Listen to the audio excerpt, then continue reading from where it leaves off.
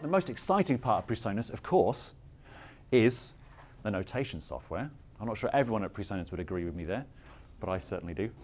So Notion's been around now for actually probably about 10 years, and it's probably best known in the last few years because of the iPad. So many people are using Notion on iPad and mixing and matching with our notation software, but we are cross-platform too. It's Mac, Windows, iPhone, and iPad. The other software on the page here is Notion Conducting, which we're going to take you through with Ian in a second, and Progression, which are a sort of cut-down version for songwriters and guitarists. Been around for 10 years, but actually it has its roots in an early 90s product, Music Printer Plus, which is an MS-DOS product. So in terms of notation, we've been around for quite a long time. The key thing about Notion is that we keep rewriting it to make sure it's robust enough for live performance. So Notion's the only notation software you actually take on stage and use it live, and you're going to see what I mean there in a second.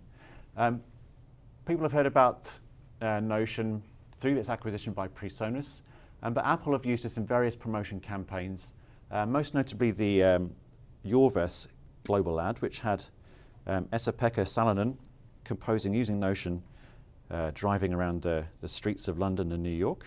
If you saw this one, this is what it looks like.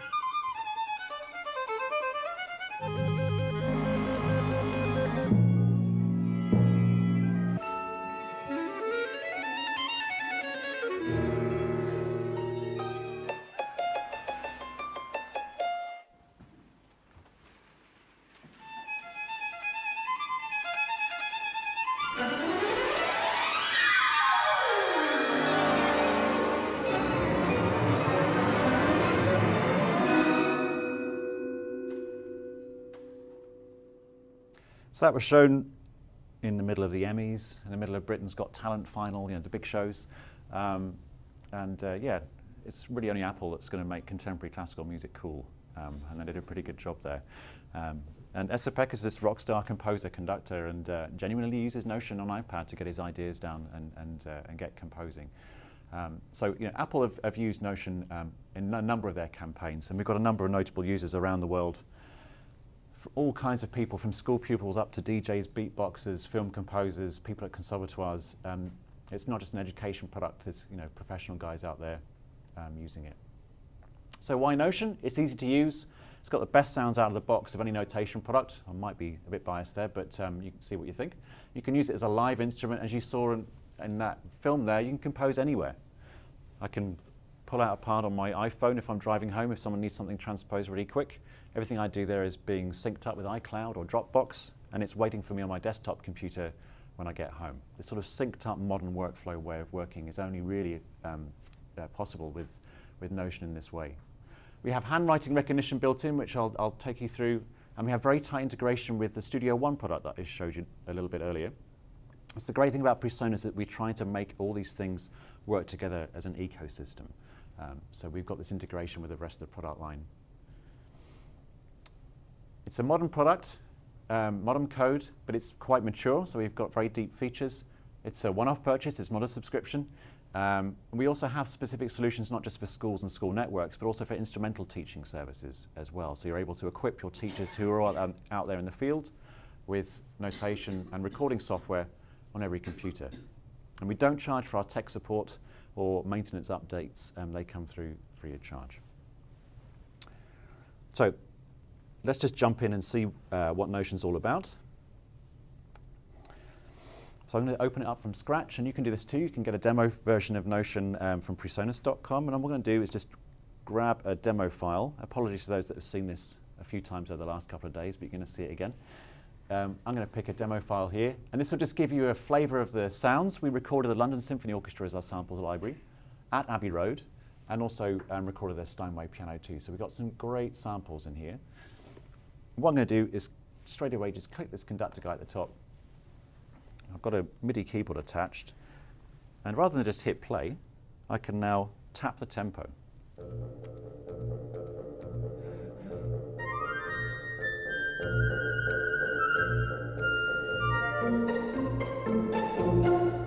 So I have the whole of the London Symphony Orchestra under one finger, which is honestly just like real life. Now I can tap the tempo, but the harder I hit this, the louder and softer the orchestra gets. So I can do some dynamics, and also I can do some sort of basic phrasing with this too. Nice and soft.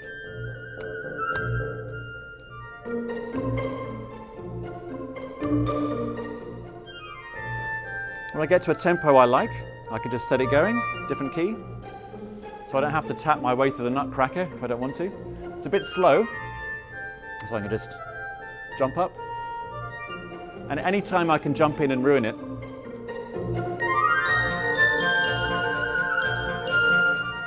And I can fade out. So you think, why on earth would I use that?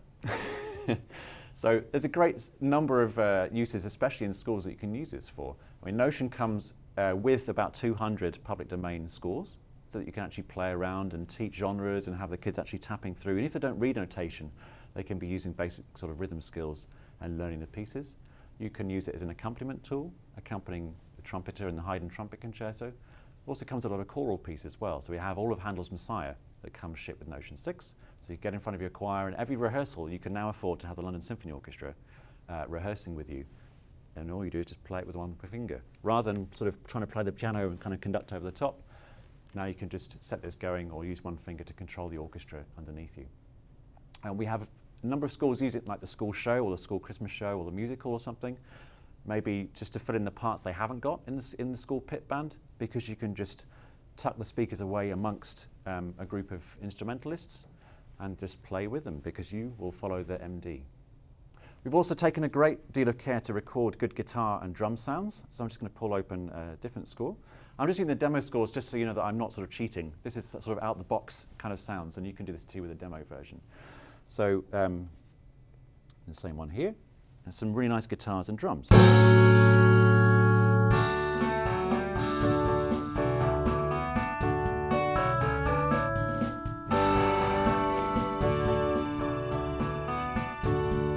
Now, if this was the school show, I'm only human, well, almost, and I might get lost. So I could just fade out gradually. I can navigate my score, and I can wait for the nod from the MD, and then. Now, what if something happens? You know, there's a guitarist here. They tend to want to take a few more bars for their solo, as they always do. Or what if it's a school show and Peter Pan gets stuck up in the wings? You want to have a bit more control over the score rather than just sort of advancing it forward with every beat. But if I tap a different key, I can actually vamp one bar, the bar I'm in, or 2, or 3, or 4 bars, or a repeated section, and I can just keep going round and round and round.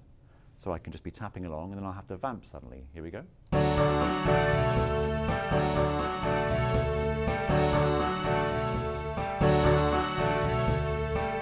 How much time we got? I could do this all day. Do you want to do it more?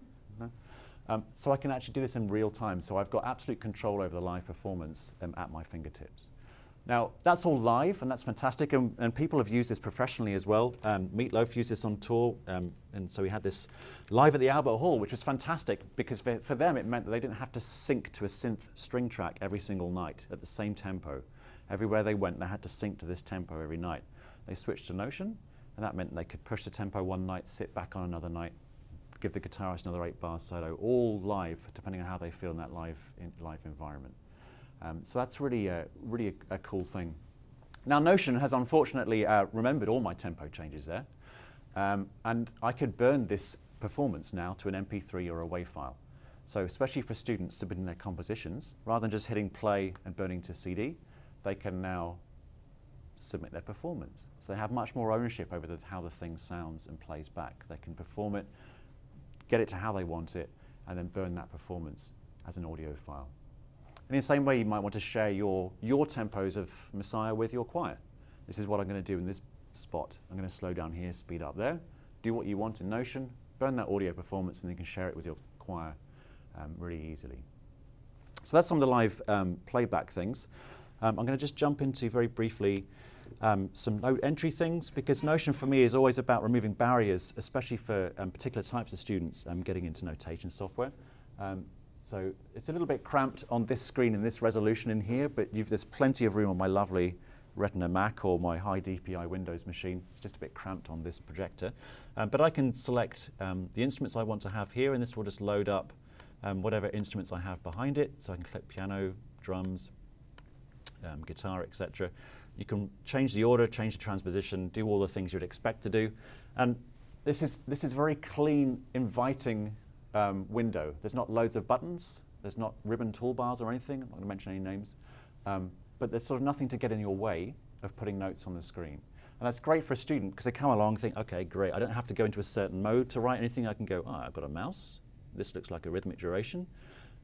I could just click it on. So you can click the notes on. That's very easy. It's very slow. Of course, there's lots of shortcuts and things you can use. I'm just changing the rhythmic duration with the numbers on the top of my keypad. If I go into step time, I can write A, B, C, D, F, G on my QWERTY keyboard. I can use the on-screen piano to write notes in. For guitars, I can use the on-screen guitar. And just note that this is linked up dynamically, not just on the fretboard here, but also whatever I do in tab or whatever I do in standard notation, the three views are linked up dynamically, which is great to kind of reinforce the link between tab, the fretboard, and standard notation. We even think about the drummer. Poor drummers. So we've got a drum pad here, and I can then write in my notes here. It gives me the correct note heads. Or if I can't do that, I could just grab one of the templates, funk, and then just Control D and duplicate it, and now have a great sounding drum part.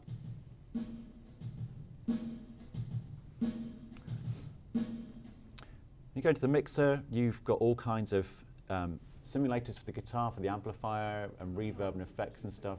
You can play with all that stuff. So certainly for those guitar and drum students that are sort of left out by the notation software, they can hit play in this one and go, that's actually pretty useful. Yeah? Just interrupt you for 2 seconds. Could you just show us the notation part of the drums and how easy it is to put the hi-hat on top of the bass and snare? Yeah, so if we go in first of all, so I'm just going to give you a basic rock bit that I'm going to do. So I'm going to click the pencil, and you've got the rhythmic durations here. The thing I could just use keyboard shortcuts for. So I'm going to click quavers, click back, go to voice 2. I can do, oops. And then these note heads can just change round, and every time you use a different note head, it changes the sample to, like, rim shot, cross stick, on the bell, whatever. So you get different samples back. That's drums. You can drop in chords, build up your own chord libraries at the bottom there. You can attach audio for transcription, so I can actually attach an audio file to the top. I can attach a video, so I can actually write a picture. Yeah?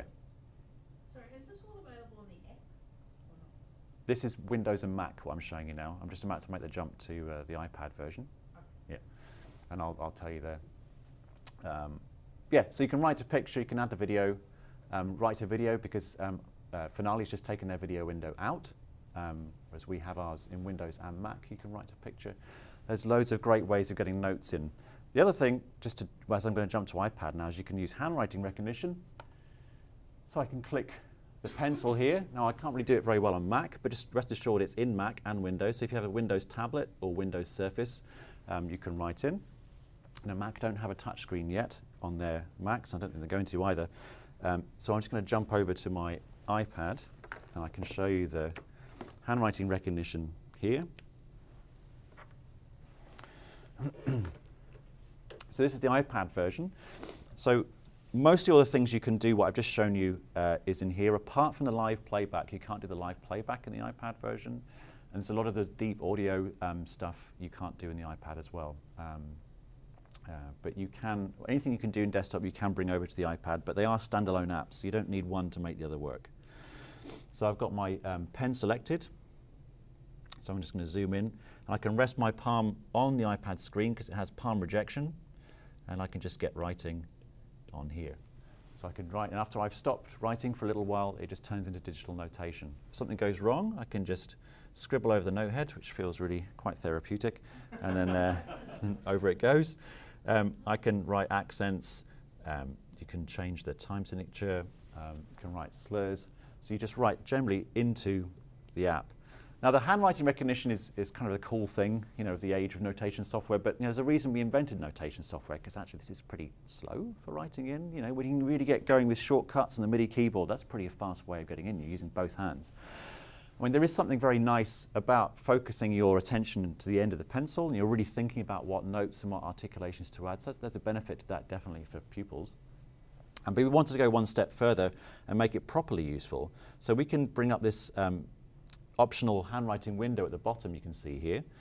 So that way I can use all the other note entry methods on the top part of the screen, MIDI, tap entry, like a mouse entry. But on the bottom part of the screen, that's where I might be able to do my articulations and things. So I could actually do my, not that wasn't what I wanted to do. I can do my up bows, down bows, you know, whatever I want to do, I can do my articulation really quickly in the bottom part of the screen. But on the top part of the screen, I use all my traditional note input methods. So it's this dual mode, combining these ways in together for handwriting is pretty good.